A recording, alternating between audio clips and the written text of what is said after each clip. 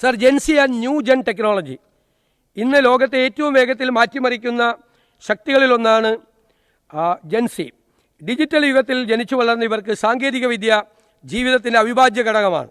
Robotics, data science, internet of things, virtual reality തുടങ്ങിയ മേഖലകളിലെ മുന്നേറ്റങ്ങൾ ഇവർ ഏറ്റവും വേഗത്തിൽ സ്വീകരിക്കുകയും പ്രയോജനപ്പെടുത്തുകയും ചെയ്യുന്നുണ്ട്.